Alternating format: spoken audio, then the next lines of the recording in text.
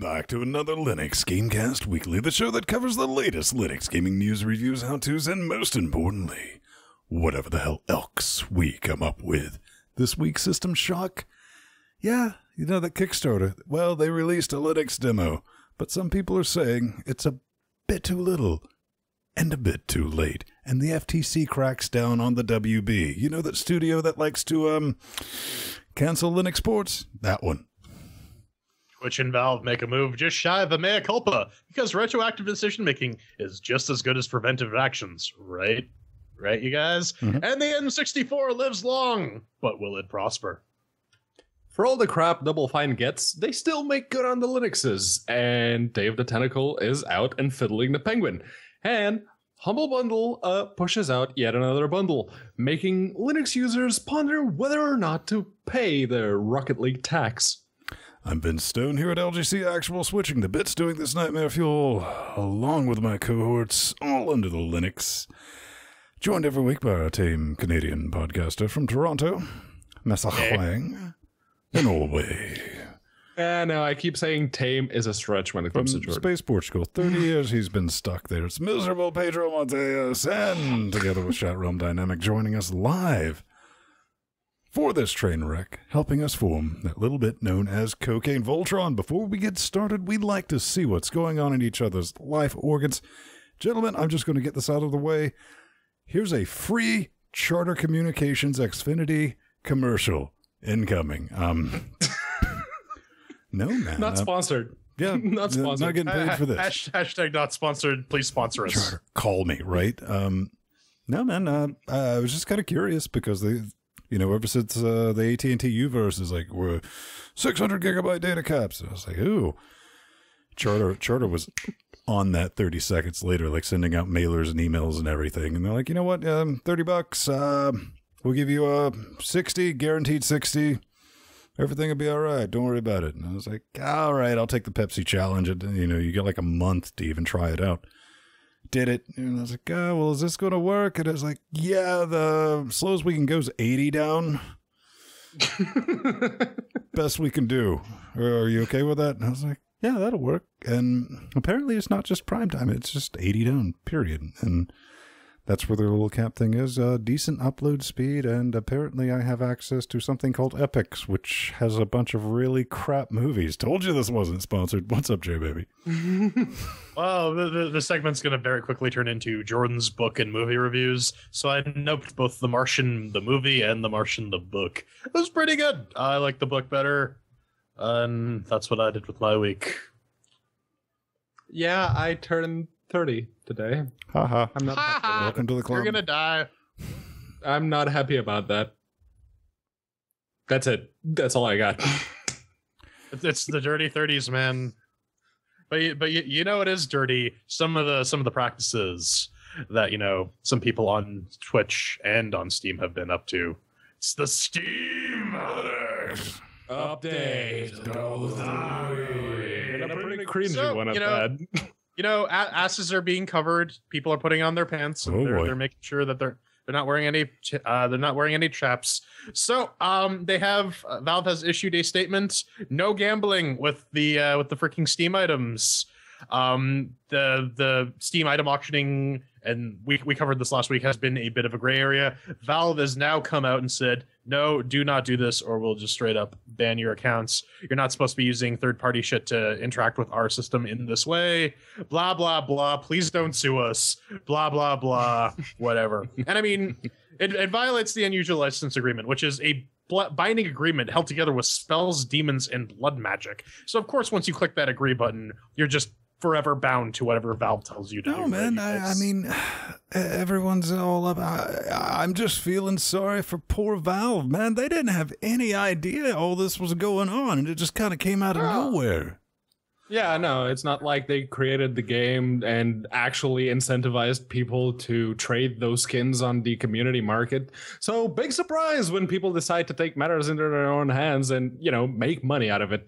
But yeah, the Valve doesn't even take action when it comes to these things, when it's something which affects them, internally, until people go public with it. It's happened before and it will keep happening. So it's not like they're going to be proactive in fixing something which stemmed from an open API, as they call it.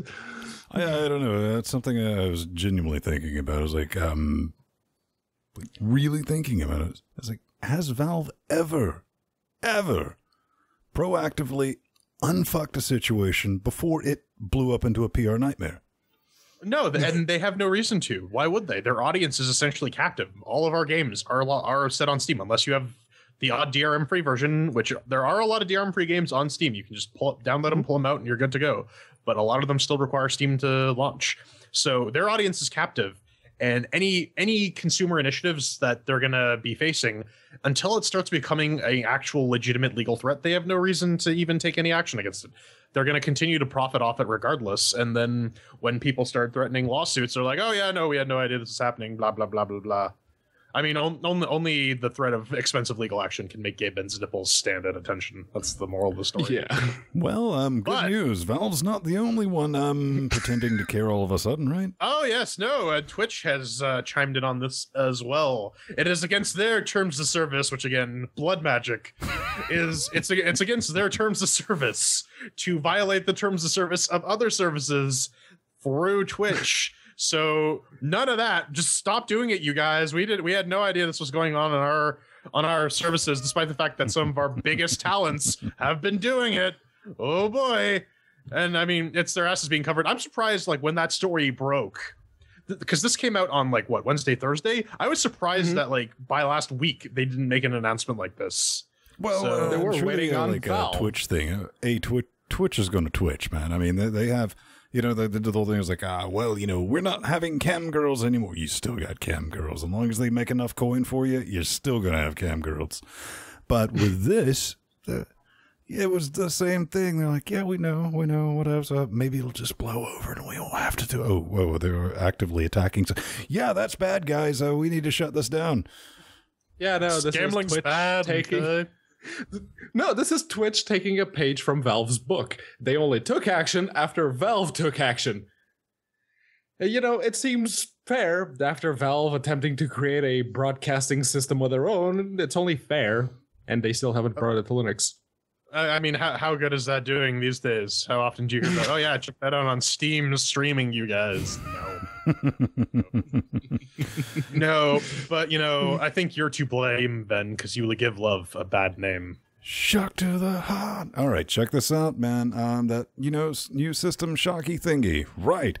Last night, early this morning, depending on where you're at on this blue marble, they released an actual Linux demo. You notice the first bullet point here is PayPal donations. We'll get to that in a minute, but it's definitely a thing. I tried it out before I went to bed. I was up way too late last night. The first thing you notice when you launch this is Made with Unity Personal Edition. So, Hey, at least it didn't have the screen of nope. Hey, man, I wasn't faulting for that. I was like, we could take that as a good thing. Maybe they're being very conservative, with the wet, stinky caches they're making.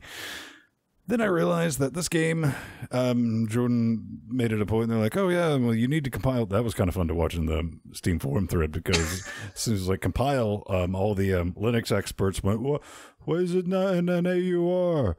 I'm a Linux, and I was like, right, that's adorable, kids. Turns out you don't need it, because I QA'd and tested this thing against, you guessed it, Ubuntu 1204.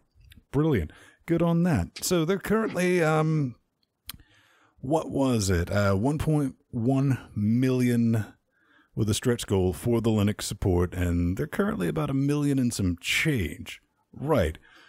So I got to thinking about this. They released this demo. Even though the Linux was a stretch goal, now the demo comes out with 12 days. It's like, okay, that's the thing. We really need to think about this, because they didn't release that playable demo because they love the Linux users. No, nay.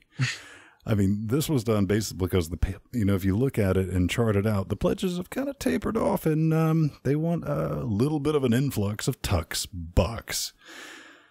And guys, developers, we as the Linux community, we will play your demo. We're not going to back this.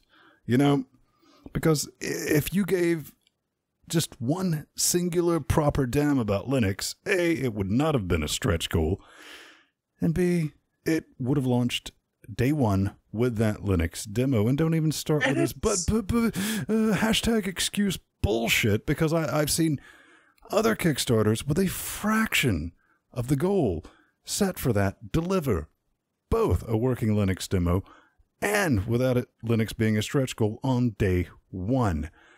To me, maybe I'm wrong. Correct me in the comments, or maybe these other two are going to, we all have our own opinions, but this comes across as a very genuinely transparent cash grab. Oh, yeah.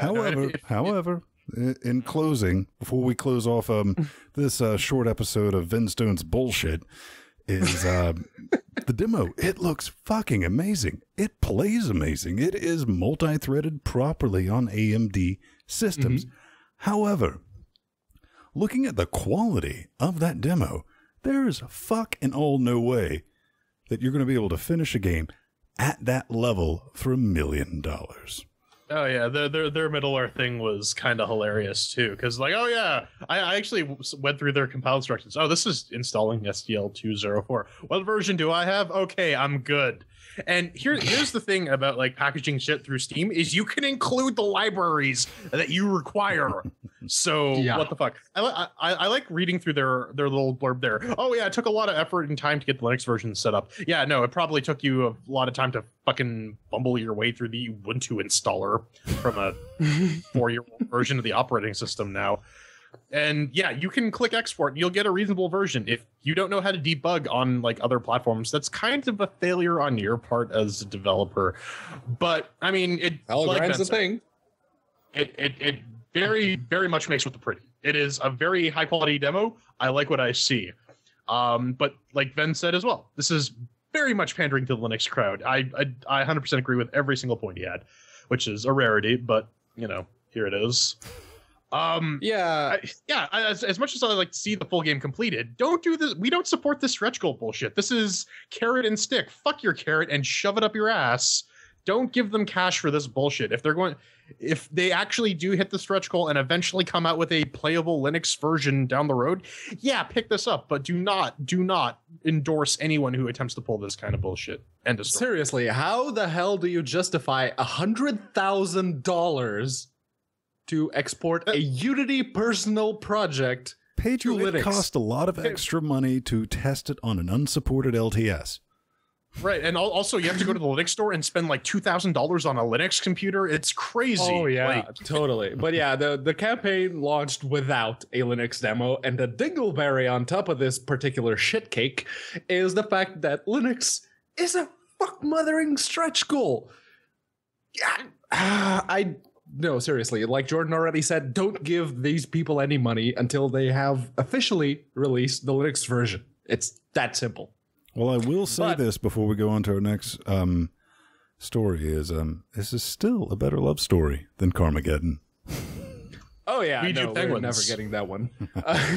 But you know what we did get, even if it was a teeny tiny bit late? Day of the Tentacle remastered. Yeah, Double Fine still making good on the Linuxes.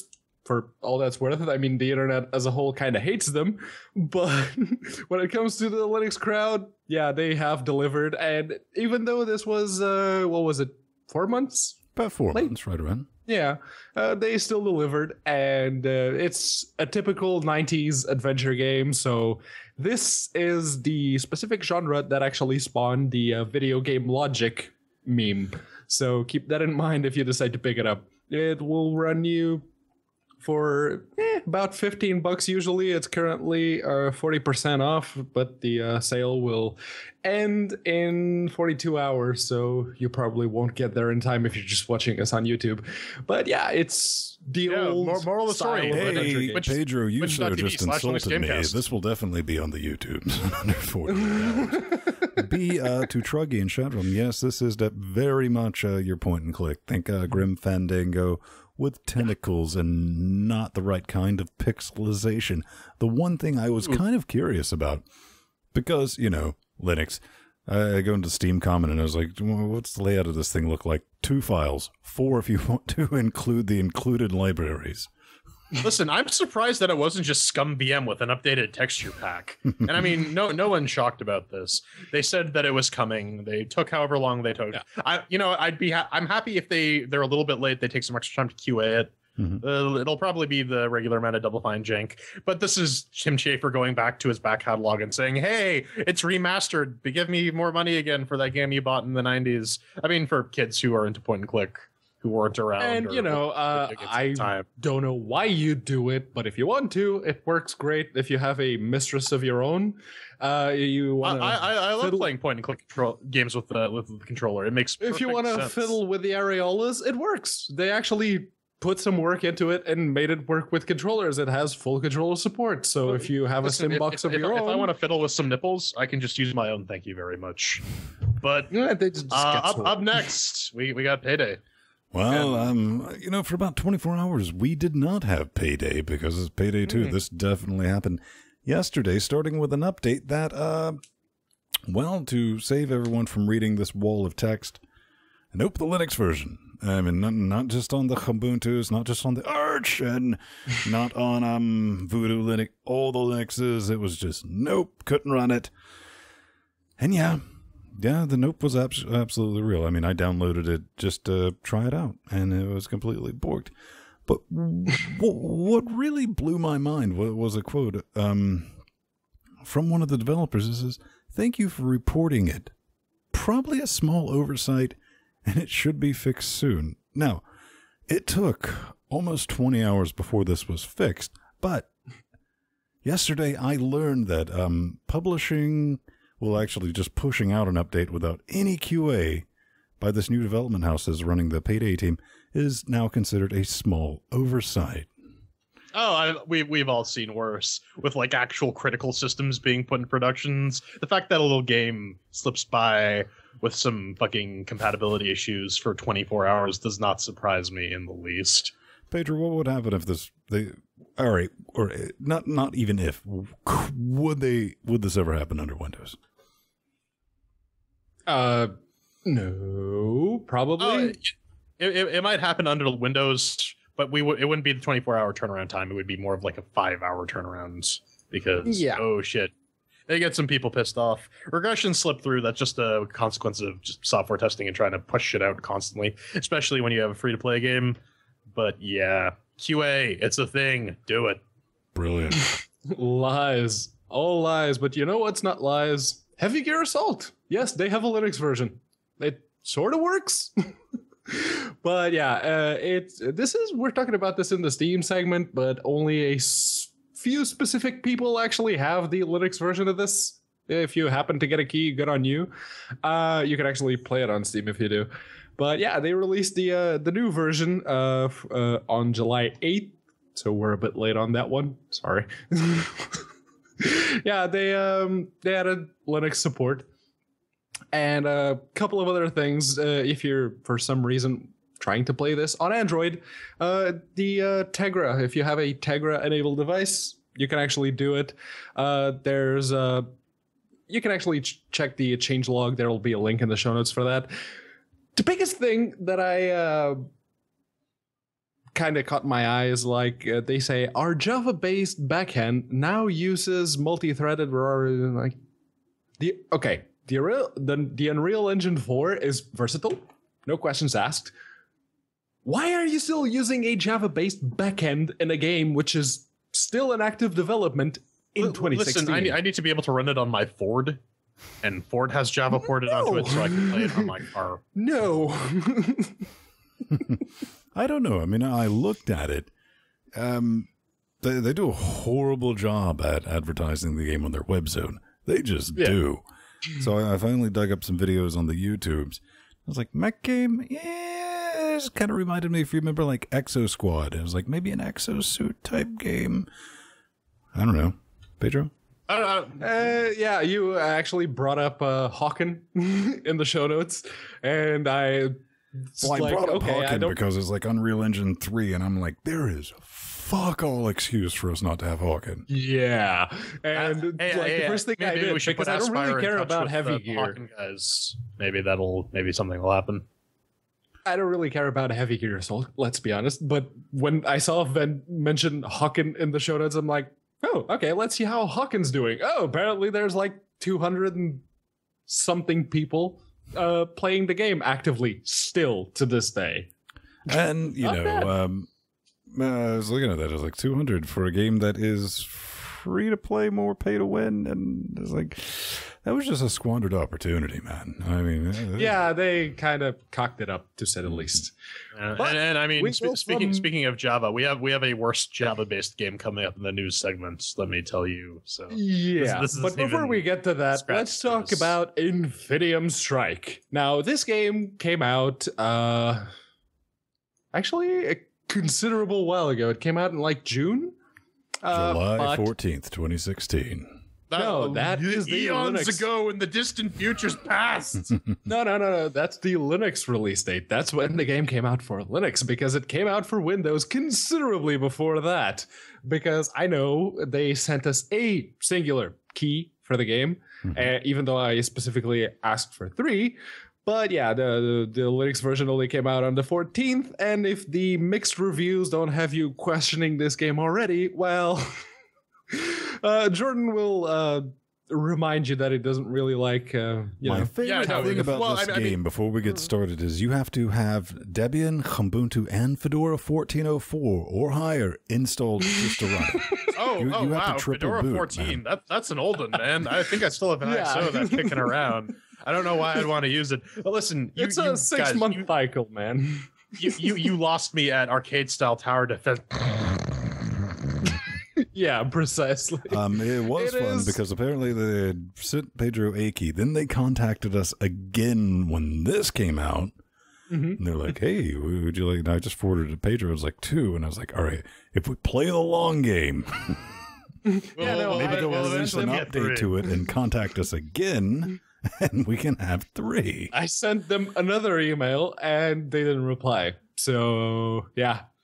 We will probably not be reviewing this one. Dang. Just saying. Oh, piss, rubbish. But hey, you know, it's collusion, I tell you. You know, something we did review, XCOM 2, and Shen's Last Gift. I was going to say Secret of the Magic Crystals, but... Yeah, we did that too, and I still kick myself at night over that one. But yeah, Shen's Last Gift, the latest bit of DLC for XCOM 2, is now available for the Linuxes. If you bought the, it wasn't the Collector's Edition or the Gold Edition, I can't remember what it was called, but it came with all the DLC. So if you got that, you already have this one. Is it? They should have called it the XCOM Give It To You Edition, but... Yeah, but yeah, it's a new bit of DLC. It has it's the digital deluxe edition. It's right there. Why didn't I read? God damn it! Because you're literal, Pedro. The one thing I would like to bring up is the very last line where it says only available for Linux. Mac version coming soon. Huh?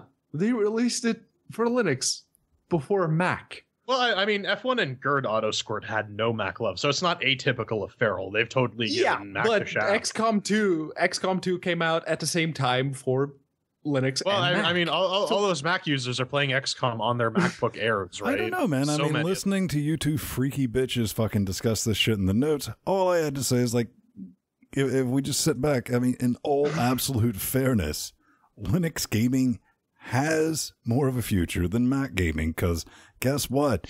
Mac likes making shit. They don't like making anything other than that. All they really need to do is get hardware reliability down, because, you know, sometimes we get the Alien Isolation quality, and sometimes we get the Battlefront or whatever, the Homefront, whatever the fuck it was called. I've blocked it out of my mind because it performed better on my 10-year-old CPU than it did on my i7.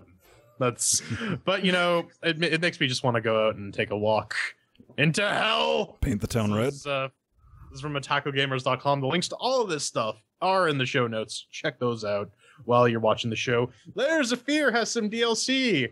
where you can examine the story of the little girl that got murdered in there. I didn't even get that far in the game because about like about 4 hours in, I lost interest because there was no gameplay, just walking. At this point, for a more rewarding experience, you're probably better off playing Pokemon Go. But this is from our friends at Aspyr. We got to give them a little bit of love. So there is a Layers of Fear DLC coming out, and they have 2 distinct endings. It's brilliant, branching logic, because if you walk this way or that way, you get a different result. It's kind of awesome. It's the ending Tron 2000, which is the slightly more limited version than what you get in most games, which is a 3000. Yeah, you know, they really should have made a sequel to Tron. That would have been awesome. Yeah, and maybe have Daft Punk do the soundtrack. That'd be pretty sick. No, that's just crazy. It'll never happen. Yeah, no. No, but coming up next, NVIDIA releases some broken driver bullshit. And the Warner Brothers does not really want to give us any money, but they really should give us some money, you guys. But don't worry, the Warner sister Dot, she's still cool.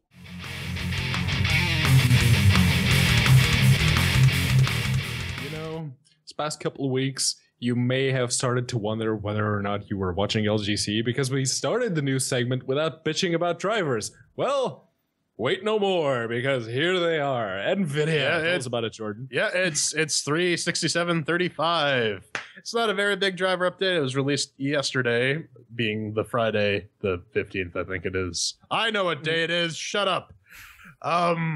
Yeah, so not very much, except for 10 series and compatible cards are now capable of decoding H.265 8K streams, or whatever the UHD parlance for 8192 by whatever is. No, man, that's actually brilliant. I have my eye on a 17-inch 8K monitor. Right. Yeah. I mean, the 1080 and the 10 series cards are totally capable of doing it. So it's good that we're getting some support for that in the drivers. Other than that, there's a couple bug and regression fixes and the ability to query clock values through the NVIDIA settings applet. But it has some problems. It can't handle my multi-monitor setup because every other driver upgrade date, even the Vulcan ones, saw my XOR like comment said, yeah, no, that's cool. I'm gonna set those to that 2160 by 1920 monitor up. This one did not. I was a little concerned, so I started rooting around and eventually just resetting it up fixed it. But Pedro, you had some other interesting issues with this particular release, no? Yeah, there's a specific meta mode that the NVIDIA proprietary drivers allow you to do, which is force the compositing pipeline on the GPU to just do all the compositing directly. And I usually use that because it basically gets rid of tearing without having to use triple buffering and all the jankiness that brings with it. But it does... this particular driver doesn't seem to handle that particular compositing pipeline meta mode all that well, because it causes a black screen on boot. Because the usual way I install the NVIDIA drivers is drop into a TTY, kill the X session, install it, reboot, and when I restarted Light DM, it's like, why can't I see anything? What's wrong? Okay, the monitor's still on. What's going on? So I grabbed the tablet, went to the NVIDIA Dev Talk forums, and lo and behold, I am not the only person with this issue. So, oh yeah, that's because of the force compositing meta mode. Okay, so let's just nuke that from the XOR conf, and now it works. I'm curious though, how quickly is Aaron gonna get on this to provide a fix? I don't know, but hopefully very quickly, because it had certainly been a while since NVIDIA cocked up a driver release. Yeah, been a while. I didn't get around to installing it to test it out myself on my own. Good personally idea. Jacked up 3 monitors, separate Good idea. configuration deal that I got going on because I was too busy watching Dawson's Creek. You know, on the WB. Well, I don't want to wait for my Trapper Keeper to be over. Oh, right. That's brilliant. Warner Brothers settles FTC charges. It failed to adequately disclose paid online influencers post. What's this all mean? Basically, super condensed derp version of this is they went to YouTubers and some other people and they're like, hey, man, Shadows of Mordor, you ever heard of it? And they're like, no. And I was like, it's the best game ever. You're going to love it. Tell everyone it's great. Play it and tell them it's great, and we're going to give you some money. Do we have to? Oh, don't tell people we gave you money. Just do that. And they're like, okay, money. we'll do that and not disclose it. So that absolutely happened. But here's the thing, Warner Brothers. I'm frankly disgusted in you, in the fact that you didn't offer us some of that wet stinky cashes to do the review, man. What the hell? Seriously, do you just outright lack the moral fortitude to not get in contact with us? Seriously? No, seriously. I mean, we're a bunch of nobodies, according to Gary Newman. Just the fact of him watching us gave witches, us even more exposure than Yes, literal witches. Actual witches. The Witches 3, yes. All right. So that was Warner Brothers being a AAA publisher. But let's talk about the engine that every single indie game coming out on Steam nowadays uses. Well, not every single one, but most of them. Java? Unity! No, it's Flash. Unity. And apparently the website... This website doesn't like being in a teeny tiny window for some reason. Yeah. So over the last, as the article goes, over the last few years, Unity Technologies has grown to become indispensable to the gaming industry and much of the entertainment industry as an engine for building experiences in one place and distributing them across a swath of platforms. Or, do like System Shock does and ask for an extra $200,000 to make a Linux version. But yeah, the big story here is that Unity actually had a reasonably big chunk of money come their way, $181 million in funding led by the FJ Growth group, which that sounds totally investment company as well, since investment companies were invented. It also sounds like a sex move, to be honest. Totally, yeah. But yeah, they have a lot of money coming in, and they say they have like 2 million registered users for the editor software. So yeah, the Unity ghetto is not going away anytime soon. Well, I mean, considering that these people love drag and drop programming, the Unity ghetto will continue until MIT Scratch becomes fast enough to actually write games with the FSM help. That does, because it's happening. It's coming, you guys. I don't know, man. The first thing I thought about when I saw was, $181 million. Well, TAC, the rest of the crew, that I believe is more than enough to make a decent input manager. Shots fired. Yeah, that was the thing. A couple of weeks ago on Twitter, Natosha Bard she's one of the lead developers on Unity, and she was actually posting screenshots of Unity games working with SDL2. So she managed to integrate that. Maybe it won't be as big a bane on controllers and shit mouse sensitivity has been. What's that? If you hold your hand up to your ear, you can that sound you hear is Epic developers laughing furiously. Yeah. Oh, what's that? Unreal Engine 4. Yeah, no, we have SDL2 going since Inception. Yeah, because we talked to that guy who wrote it and who helped us do a bunch of our Linux stuff, and he said, hey, use it. It's magic. And so they did. And so it was. Yep. But you know what's not magic? Yeah, no, it's not magic. This is the Humble Bundle Revel mode, or whatever that means.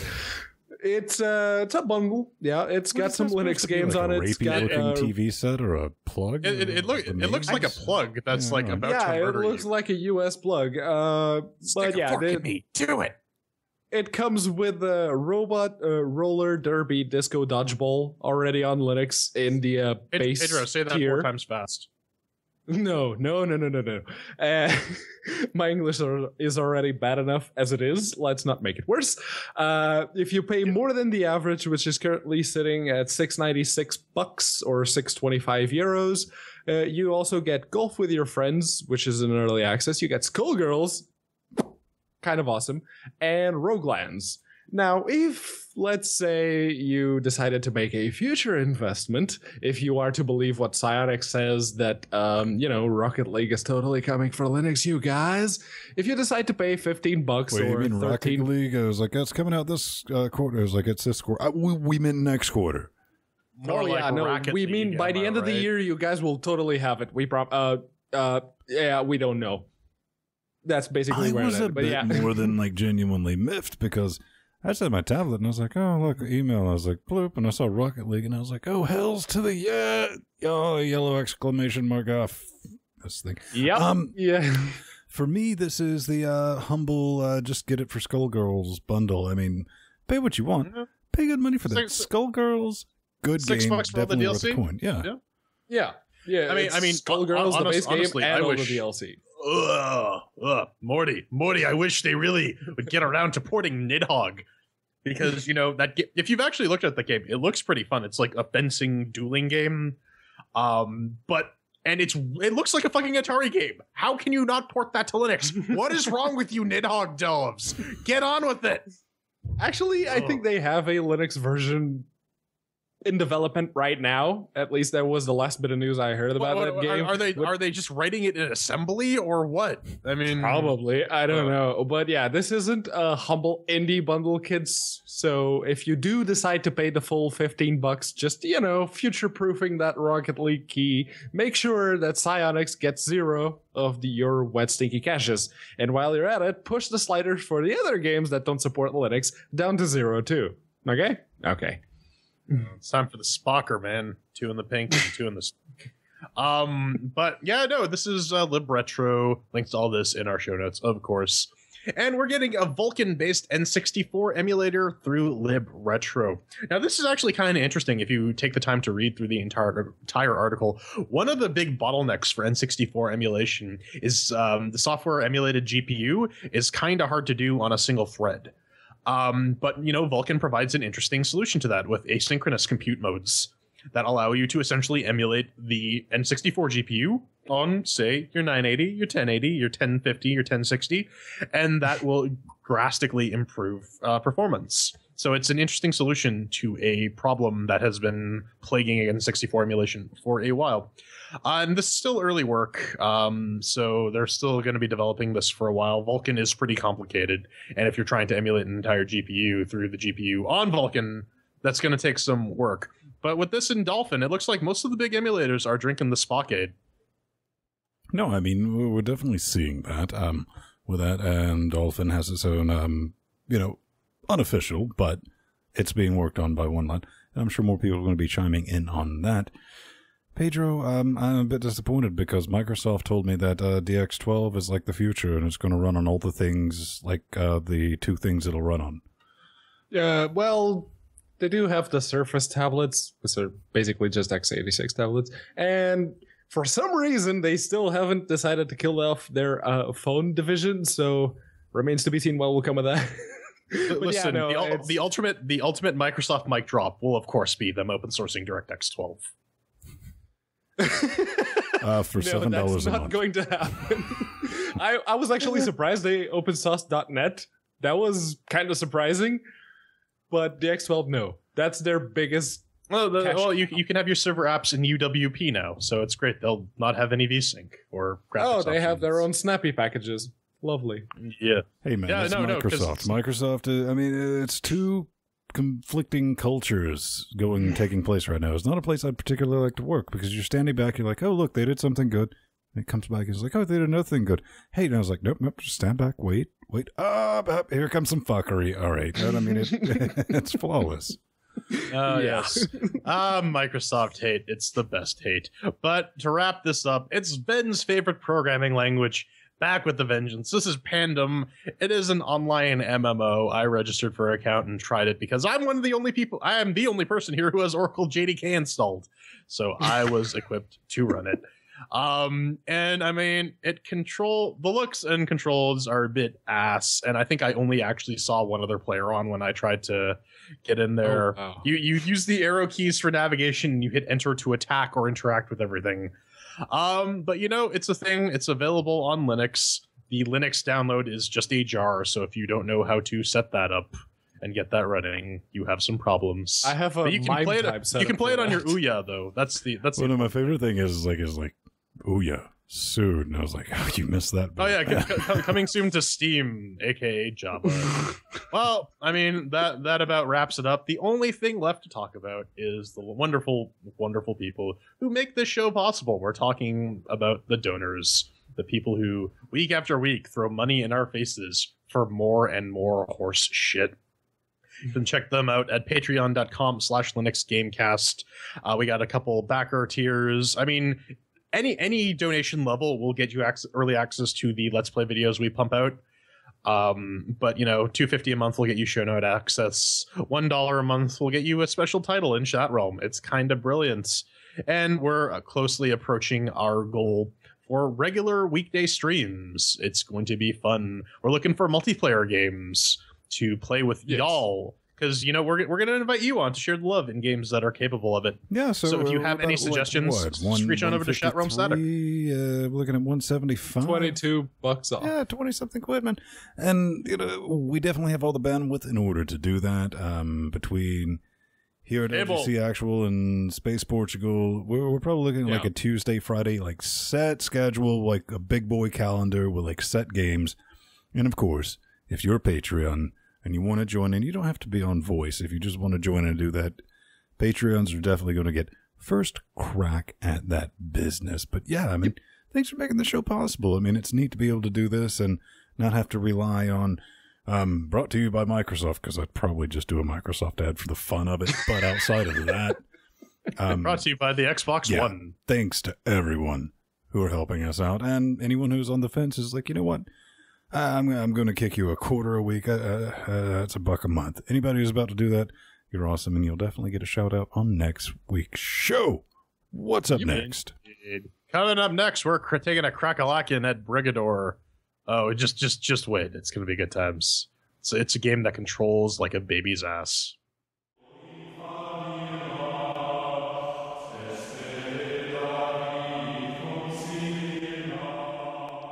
G'day, mate. This has nothing to do with Australia. It has to do with Portugal, but if I try to affect a Portuguese accent, Pedro might try to rip my eyes out. We're throwing chairs at Brigador by Stellar Jockeys and Gaussworks. It's built on a custom C++ engine designed for people with 3 hands, and you can pick it up for around 20 of your local currency. It is priced slightly cheaper in the Eurozone because they need to, recover from that whole Brexit thing. And what is it? Brigador is an isometric mech action game full of intense tactical combat. Fight your way through the streets of Solo Nombre, one number, in a 21 mission story campaign, as well as a free played mode with endless varieties. The devs did send us some keys for this, so yes, good on them for that. And of course, the Chairquisition consists of the Chairquisition. 1 chair means that it's garbage. 2 chairs means that it's meh. 3 chairs means that's pretty good. 4 chairs means that's awesome. We also have our categories of doom to which we apply these chairs. Makes with the working, shiny sounds, controls, and Finn. That's right, Finn. So let's kick this off. Then, did Brigador make with the working? Well, Brother Sving, it brigadid over here on the Ubuntu 1404. That's racist, man. LTS, because, yeah, we're still going to give it 16 business a couple more months. Running an 8150 octo-core, powered with a 980 displayed at UHD, but I just tested this one at 1080 because, why not? It ran, no issues, it launched, it gamed, it closed when I clicked close. The menu, well over 1,000 FERPs, pretty good on that. And while you're playing the game, trust me, this is not exactly a graphical juggernaut. So you could probably get away with playing this on an AMD card under Linux. So yeah, that's definitely a thing. I'm going to give it a solid 4 chairs out of the gate. Oh yeah, play it on Wine using Wine 9 and Mason, the Mason driver.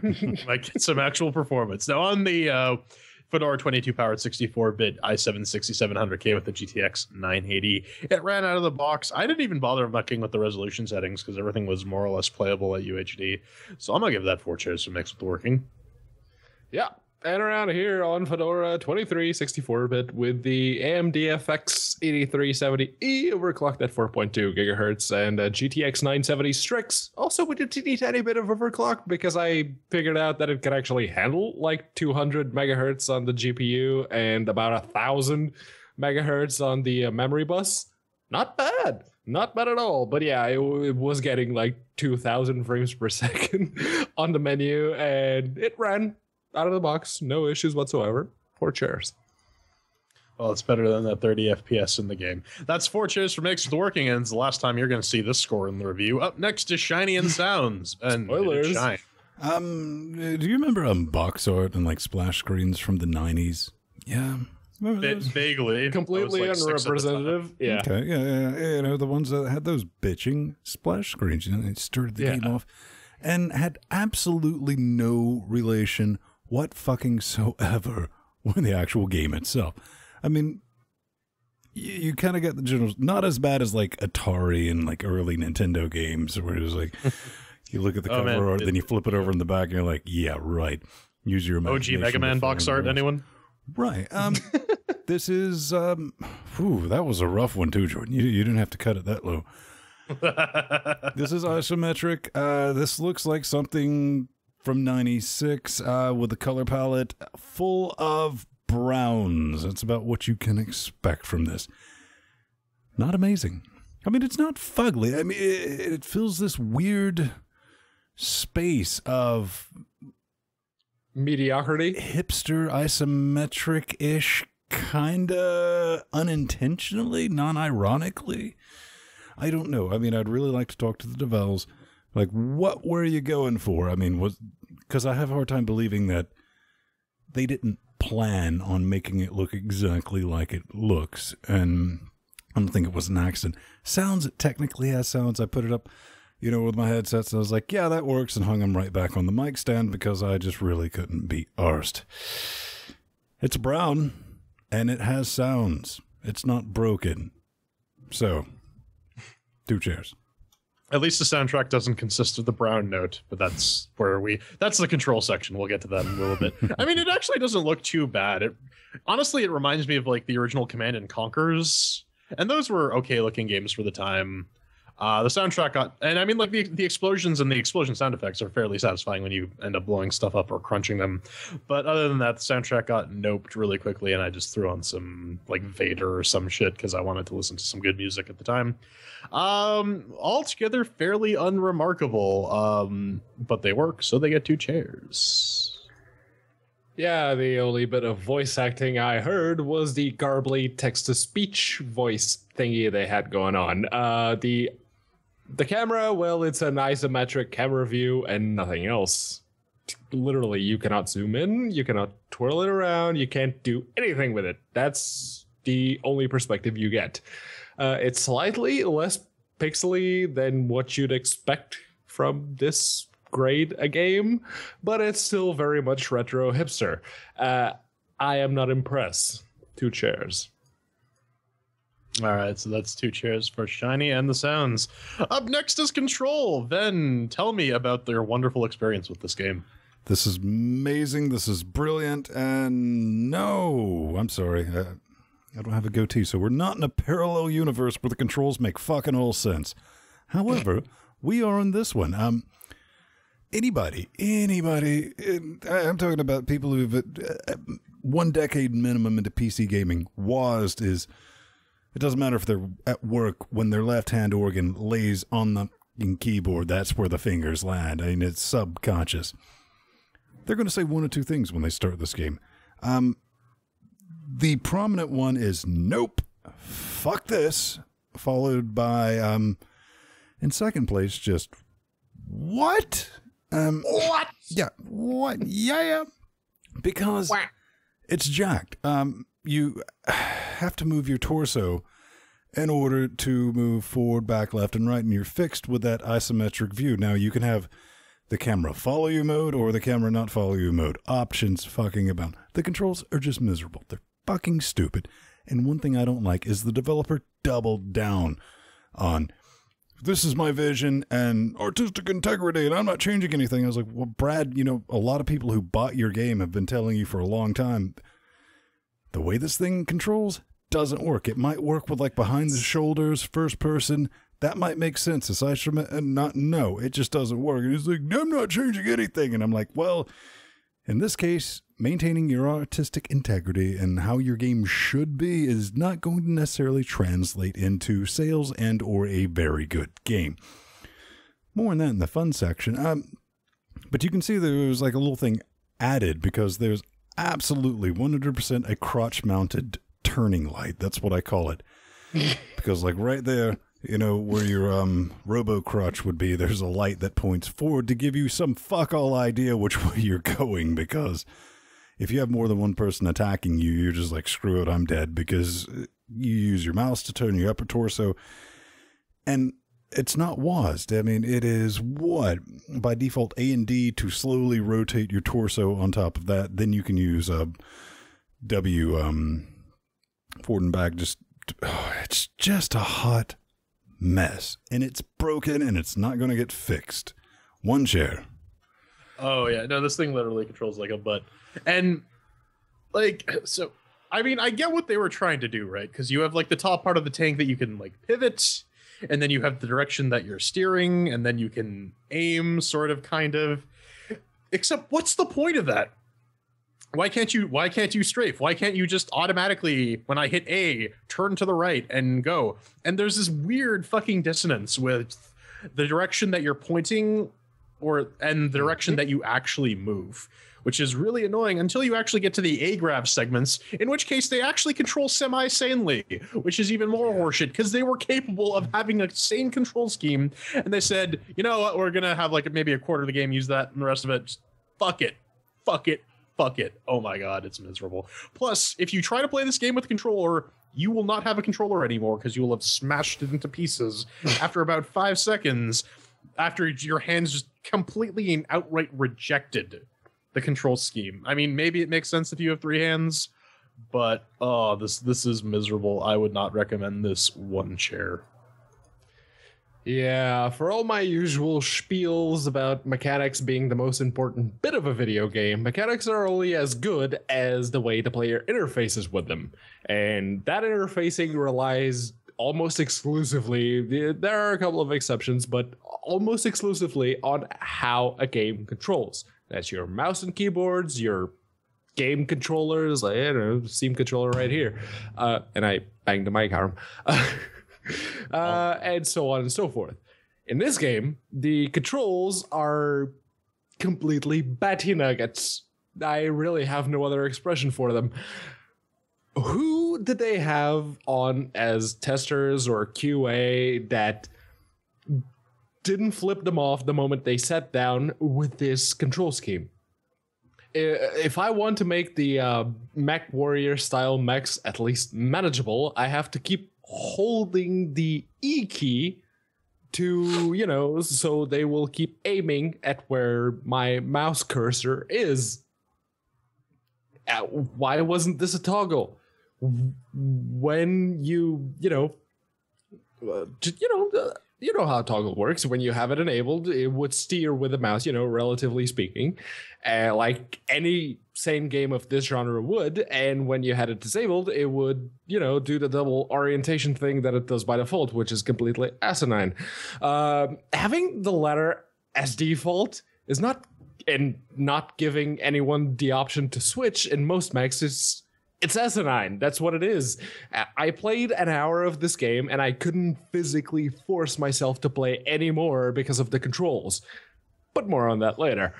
I can't give it one chair, since it, at least with the Mistress, aka the Areola controller, if I set it to keyboard and mouse emulation mode, I can technically use it. Not that I would. But yeah, I can't really give it one chair, so 2 chairs. Yeah, no, that's one share for control. One other thing that's really annoying too is you have to like move your mouse over the thing you're trying to target and not just in the general direction, because bullets have this nasty tendency of not firing in straight lines. Yeah, no, it's drop off. It's got bullet drop off, and it's controlled by just how far your cursor is. It's annoying. And again, if you make the rapid mouse movements, I find my mouse on the other side of one of the other monitors, in which case I lose focus on the game and I get murdered to death. But that's enough of that. One chair for controls. Finally, fun. Ben, did you at least have fun with this game? Well, what I'm about to say, you need to take with a grain of chainsaw, because after I put 53 minutes maybe into it, and that's really all we can do with this. It's not a lazy game. See, that was me doing mental gymnastics, ladies and gentlemen. A lot of work went into it. I mean, it's not sloppy. The level design is there. The models are there for what they are. I mean, it has a coherent art style. And, you know, it's definitely structured. I mean, with your ammo pickups but at the end of the day, what it genuinely is an isometric WASD shooter. I mean, disguised as a mech game. The only thing mech about this game is an attempt at mech controls from somebody who heard a rumor about one time and figured out, you know, oh, this is how they should work. I mean, they just don't. That's not how it should. It's horrible. And it just destroys the entire thing, especially at the price on Brad. You're thinking a lot of it. That's why a lot of people have not picked this up. And a lot of people that are leaving the positive reviews, just go read them. I'm not saying they're fake, but I think a lot more of those should say receive product for free versus when you read the negative reviews, which I like to call truthful ones. That's definitely a thing. I wish I had more to report. Then again, if you're like me, you look at this could have been really fun if it was something like Heavy Gear 2, Loki game. You know, maybe if I could slide around, if I could strafe a little bit and I had better control of this mech.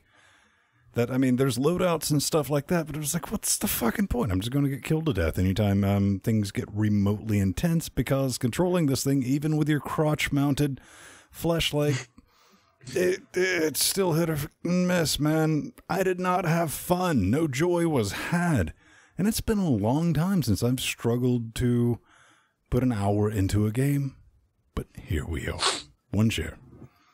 Oh yeah, and like Ben said, honestly, I'd be tempted to give this game even like 2 or maybe even 3 chairs for this category if the controls didn't suck so much ass. Oh yeah, I mean, seriously, controls are one of the few parts of the game that you at least have to get passively right, and you didn't, Brad.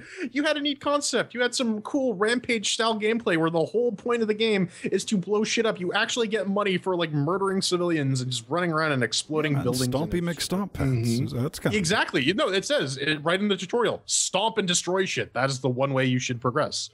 Except, the controls are just outright miserable, and it kills any sort of enjoyment you might have had with the game, because I mean, it's not lazy. The levels are clearly designed. I mean, I ran into a bug twice in one of the tutorials where I cleared the objective and it wouldn't let me progress. And on the third try, it finally let me through. I mean, the mech loadouts are fairly limited. You only have so many types of weapons, and really the different mechs determine basically how much health you have, and that's about it. I mean, you could have had a good game here, but you didn't. Nice try, guys. No cigar, 1 chair. Sit down, kids. And Pedro's gaming history lesson is on. Article. Yeah, so if you want to read the article, check the show notes. Back in 1998, the best, in my opinion, the best year in video gaming history, there was a game called Future Cop LAPD. It came out, and it was awesome. Admittedly, I was only 12 at the time, so I may have a pretty thick pair of nostalgia glasses going for it, but when I saw Brigador come out on Steam, I thought, hey, hipster pixel LAPD Future Cop, I want some of that. So I, shot Stellar Jockeys an email asking them for keys, and the moment I got them, I went in all hyped up, and 10 minutes later, I had closed the game. Let me transcribe my thought process at the time. Oh, it's a fixed isometric camera. Huh. Wait, why am I moving left when I press forward? Wait. Is this how it's supposed to work? Did I miss a toggle to set the movement relative to the mouse? No. It's just stupid by design. Okay. Well, I can't be the only one that thinks that this is stupid. Let me just check the Steam forums. Oh, the devs are actually attempting to justify this decision. Huh. How skewed a vision do you have to think that this is not only a decent control scheme for a game, but to actively defend it when people start complaining about it? A game lives or dies. This is, again, my opinion. A game lives or dies based on its mechanics. But I can't even get a grasp on the mechanics that you have in play when I'm actively fighting everything like 3 whole fucking decades of playing video games. I'm actively fighting that in my brain the whole time. Just on the controls. That's video gaming 101, and you fucked up. It just feels wrong to play this game. And wrong, well, you're looking at 1 chair. All right, so that's 1 chair for fun. I've been taken back to 1998. I'm so hipster. Do you guys remember Teenage Mutant Ninja Turtles? That was the shit. But yes, that's 1 chair for fun. And if we tally that up, we get 2 chairs for Brigador. So, gentlemen, final thoughts. Not sure if want. Run, don't sprint away from this game in the opposite direction, because it is definitely not that. And just unfuck your controls, man. I mean, don't double down on stupid. I mean, yeah, all right, you made a game. This is how you think it should control. You're wrong.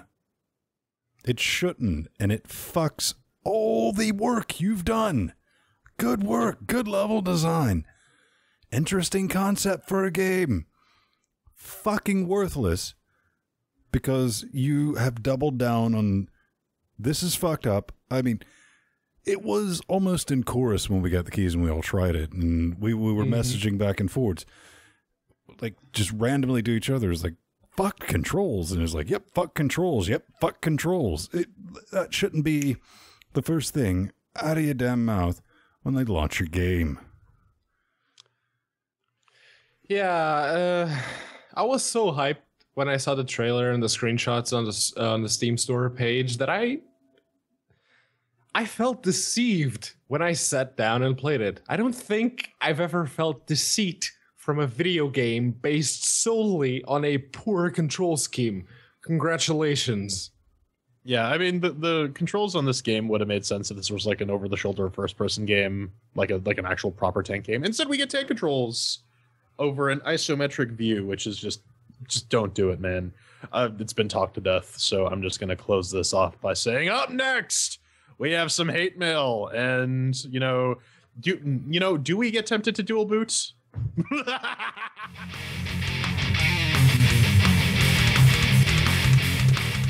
Ladies and gentlemen, boys and girls, it's time that we, all 3 of us males, got some hate. Because it's the hate mail. Yes. If you'd like to get in touch with us, you probably know how to do it at this point. If you see this, the show posted on some of the social medias, find the original post, leave us a comment there. We'll probably see it. If you're watching us on YouTube, you can leave a comment there too. If you're watching us on Patreon, you can leave us a comment there too. If you'd like to do it the old-fashioned way, as it were, you can go on over to LinuxGameCast.com, fill out the form. After you hit the contact button, just pick if you want to send some hate mail for Linux Gamecast Weekly or some feedback for Linux Weekly Daily Wednesdays, and we'll get back to you. Chances are you'll probably get featured on this very segment. Yes. So, what do we have up this week? This is from Predator 8-Bit. And he says, Pedro and Jordan said multiple times that the game doesn't work with the Steam controller. I don't understand. Can't you remap the controller to mimic keyboard input and make any game work with it? Well, Pedro, you addressed that in the review, I believe. Yes, I did. You can, for all intents and purposes, but being that busted-ass Unity input kind of game that Force Showdown was, when I set the mistress here to emulate the mouse and keyboard, be it either the default mouse and keyboard thing or my own custom layout for the left-handed goodness, the game would just recognize it as a regular controller. So that didn't work. Fascinating. Well, Fascinating. And this other one is from our favorite sentient Borg, Hugh Jackman himself, a filthy dual booting heathen. And he writes, when new games come out that you want to play, comma, and they don't make it to the Linux, proper sentence structure, I like that, followed by ... Excellent job. Ellipsis. Doing good so far. Do you ever have the urge to be a filthy dual booting heathen? Question mark. No. Nope.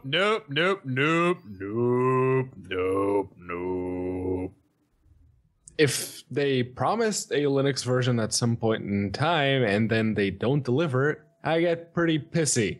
But no. Hashtag nope. And on that bombshell. Well, I think we kind of want to talk about this for a second because, I was actually thinking about it the other day, and I was like, because I did the maths, and empty, get ready to start taking shots. I'm going to talk about how long I've been running Linux. Coming up on 20 years.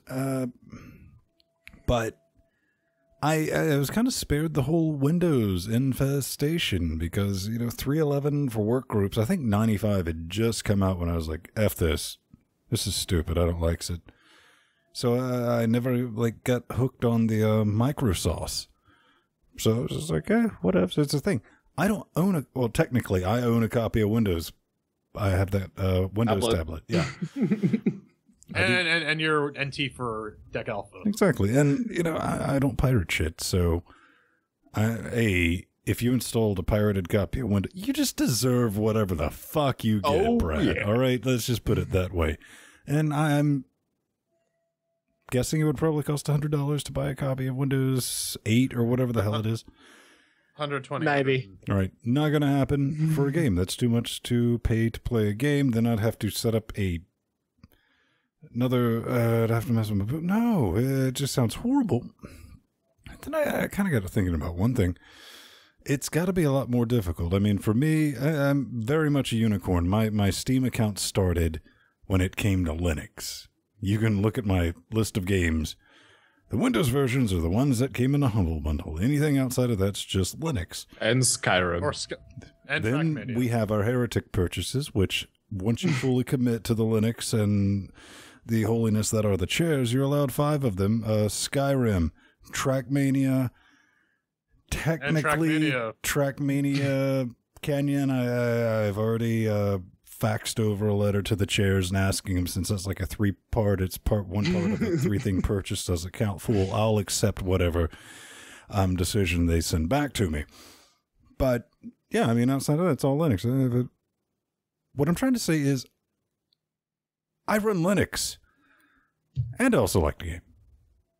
I'm not like, I'm a gamer. No, I got friends that are gamers, man. They're going to play on the Windows. They have an Xbox. They have a PS4. They have all the little handheld things. It's the $400 Fallout machine. Yeah, man, they love. That's what they don't care what operating system. They don't give a damn. For me, it's like I run Linux. So that's first it. If it runs on Linux, bonus soda, and I'm going to play your game. If it doesn't, I'm not no more than I would install like a Hackintosh to play anything on a Mac. I mean, it just doesn't make any sense to me. Jordan? Well, I mean, one of the nice things now is the state of emulation on PC is fantastic. So if you want to go back and play some of those old PlayStation 2 games, actually these days even Saturn, now that they cracked that DRM. Oh yeah.